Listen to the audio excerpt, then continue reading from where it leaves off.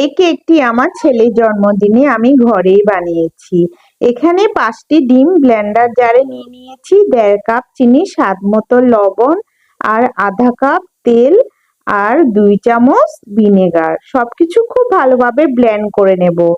এখন ব্লেন্ড করা হয়ে গেলে চালনিতে আমি 1.5 কাপ ময়দা দেব, 1 চামচ দেব আমি কর্নফ্লাওয়ার, 1 চামচ বেকিং পাউডার, আর হাফ চামচ বেকিং সোডা, আর 1.5 চামচ গুঁড়ো দুধ পাউডার।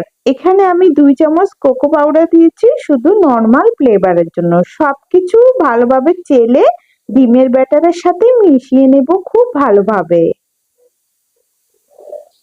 এটা মেশানো হয়ে গেছে আমার, দেখলাম অনেকটা ঘন হয়েছে, তাই আমি লিকুইড দুধ দিয়ে এরকম পারফেক্ট ব্যাটারটা বানিয়ে নেব।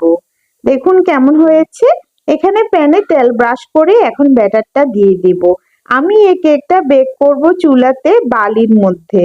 বালি দিয়ে একটা বড় হাঁড়িতে আগে থেকে গরম করে নিয়েছি। এখন এই কেকের বাটিটা বালির মধ্যে দিয়ে খুব ভালোভাবে ঢেকে রাখবো।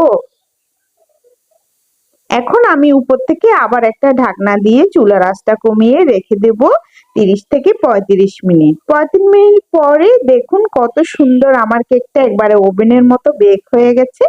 খুবই সফট এবং দারুণ হয়েছে। আমি নর্মাল শুধু ক্রিমটা এখানে লাল ফুড কালার দিয়ে শুধু হালকাভাবে ডেকোরেশন করে নিয়েছি, যেটা খুবই সিম্পল আমার ছেলের জন্মদিন উপলক্ষে।